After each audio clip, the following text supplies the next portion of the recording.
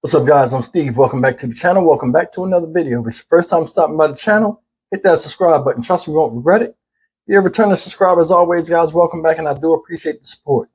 Guys, today I want to talk a little bit about thievery and burglaries, break-ins, people walking in places and just taking stuff at their own convenience and not expecting anything to happen to them. You know, I don't know where this came from, but it's just something that's really growing and it's spreading all over.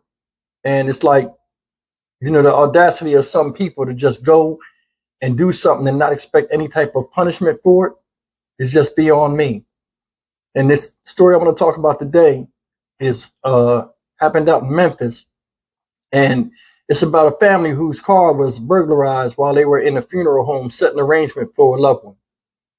And these people were from out of town, but I'm going to play this video clip and I want you to hear from the victims of, you know, the ones that were robbed. And I want you to listen particularly to what the man has to say about the whole situation and how, even though it was a couple of idiots that did this, it left a stain on the whole city. And with his reflection, a lot of people feel like that sometimes when they go to places and, you know, want to experience a city and, you know, for all they hear and, you know, for all it's worth, only to have a bad taste put in their mouth and not want to come back. Guys, check this out and we'll come back and talk about it. Hi, Stephanie. I can say that they are fed up and they say if they can help it, they don't plan on returning to Memphis anytime soon. Tonight, emotions are running high for a family following a recent visit to the Bluff City. I will never be back to Memphis. These feelings coming after the family's vehicle was broken into while attending a funeral service last month at Family Funeral Care. For somebody to go to a place of mourning and break into a vehicle and cause more stress, I mean, that is just ridiculous. Memphis police say someone broke into the family's Ford Explorer and stole a Michael Kors purse, which contained a wallet with several credit and debit cards. Minutes after the theft, the suspects allegedly used the cards to buy more than $8,000 worth of items at the Sam's Club. Surveillance footage shows what appears to be two females exiting a maroon sedan and entering the store. The family tells WRAG they are now out of thousands of dollars because of this crime. I tell you, they was in the right place if I would have caught them, because they would have needed to be there. So far this year, there have been nearly 7,000 auto thefts compared to this same time last year when Memphis had over 2,700. I used to enjoy coming up there to Memphis. Of course, there was my cousin that passed away. Used to go up there and visit him, but now that he's gone, I'll never come back to Memphis. And I can tell you, we stopped by the funeral home to learn more about their security measures, and they declined to comment at this time. Well, guys, that was the story. And before I really get into it, I want to go back to the old adage that remains true to this day. There is no honor among thieves. This is proof of it. Now, I want to point out two things in the story. First thing is this. A lot of times when people come to towns that they're not from, they sometimes compare how people are going to be where they're from and their interaction with folk and how folks interact in their area or their neck of the woods. Ma'am, everybody is not where, you know, the same all over the planet. It has to be, I got to be honest here, that's a level of irresponsibility on her part to leave a Michael Kors purse in the car with credit cards with high balances on them. She shouldn't have did that. I don't care if you was popping in or out for a second. That's a level of irresponsibility that, you know, you got to shoulder yourself. That's the first thing. Second thing is this. Cities are a reflection of the character of the people in the city.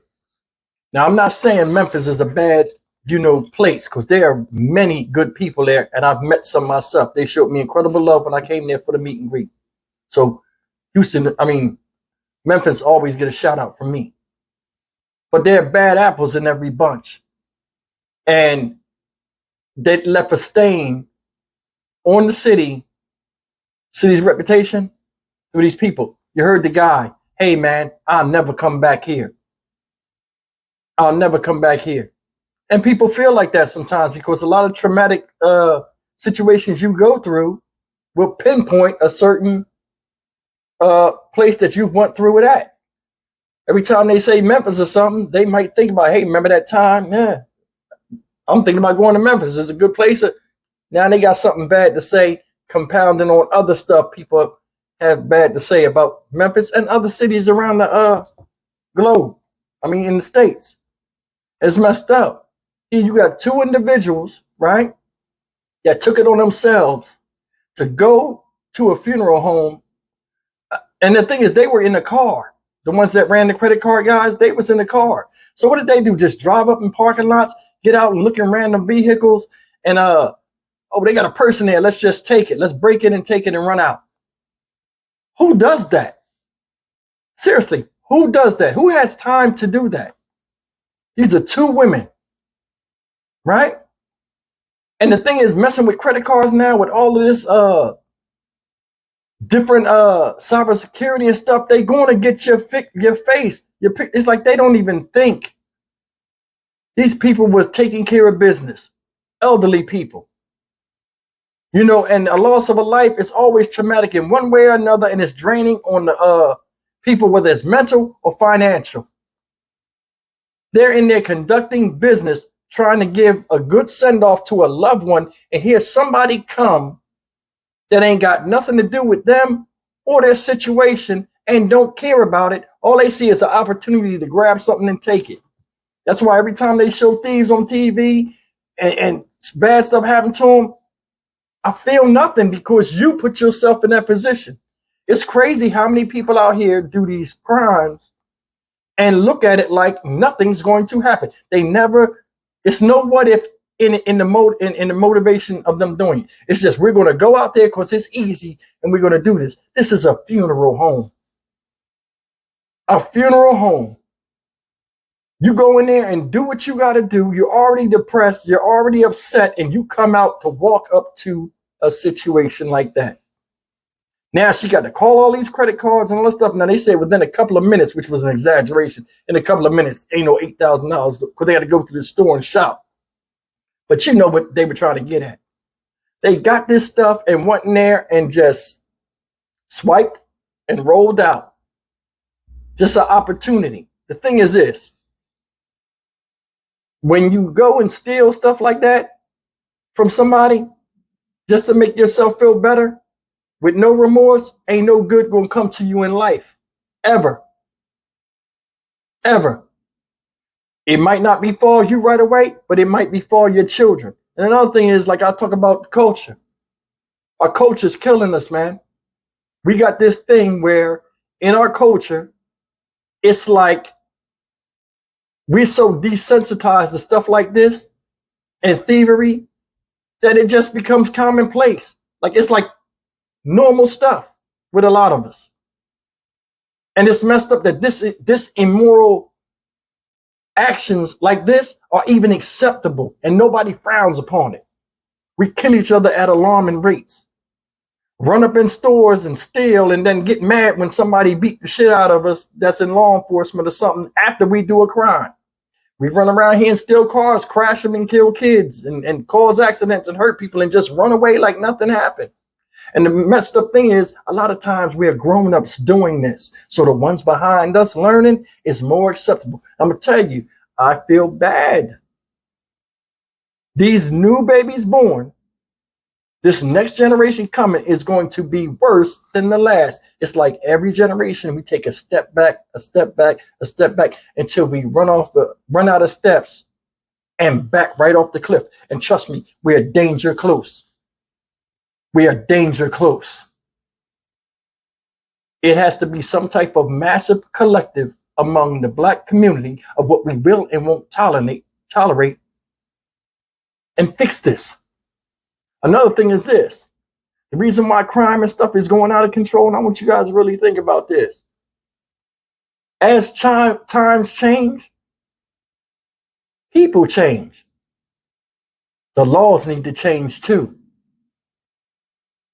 First degree, second degree, third degree murder, manslaughter, and all them type of crimes, thievery, theft, all of them need to change with the times, because the criminals are getting far more advanced, far more brazen, and far more acceptance of these little fickle charges that they'll get.